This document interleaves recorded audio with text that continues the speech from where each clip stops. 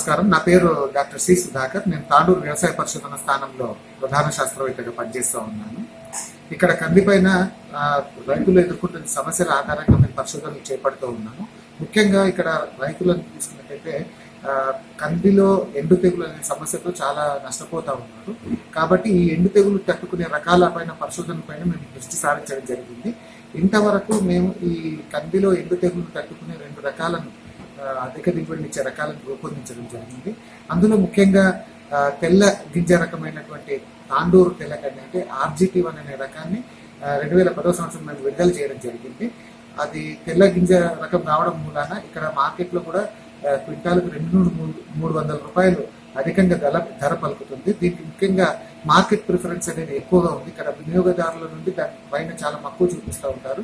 ఎందుకంటే తాండూరులో నాణ్యతగా ఉండే కందులలో తెల్ల కందికి చాలా మంచి నాణ్యత ఉంటుంది. కాబట్టి మేము ఈ రకాన్ని అభివృద్ధి పరచడం జరిగింది. ఈ రకము సుమారుగా ఎకరాకు 6 నుండి 8 క్వింటాల వరకు దిగుబడిని ఇస్తుంది.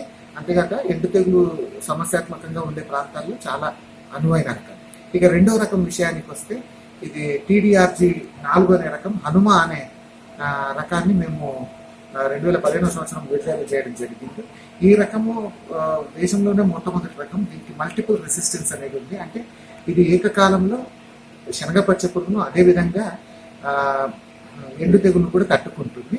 ఈ రెండింటిని తట్టుకుని మంచి దిగుబడిని ఇది కూడా 6 నుండి 8 క్వింటాల్లో మంచి యాజమాన్య పద్ధతులు వాడి నీటి గడ్ల కింద సాగు చేసినప్పుడు 10 నుండి 11 క్వింటాల వరకు కూడా దిగుబడి ఇవ్వడం జరిగింది. ముఖ్యంగా రైతులు పెట్టుబడులను తగ్గించుకుంటే మనం లాభాలు పెంచుకున్నట్టే.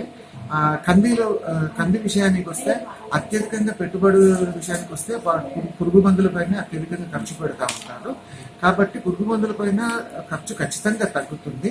సుమారుగా 4 నుండి 5 సార్లు మందులు పిచికారీ చేస్తూ ఉంటారు.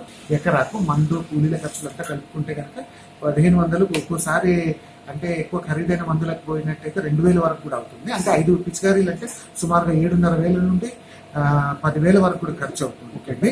ఒకవేళ ఈ హనుమ లాంటి రకాలను కనుక వేసుకున్నట్టయితే మరీ అధికంగా ఉధృతి కనుక మరీ అధికంగా ఉన్నట్టయితే ఏదో ఒకసారి కానీ లేకుంటే 2 సార్లు గరిష్టంగా 2 సార్లు మాత్రం పిచికారీ చేసుకున్నట్టయితే దీంట్లో సరిపోతుంది. దానివల్ల సుమారుగా ఎకరాకు 5 నుండి 6,000 వరకు కూడా మన రైతుకు ఆదా అవుతుంది.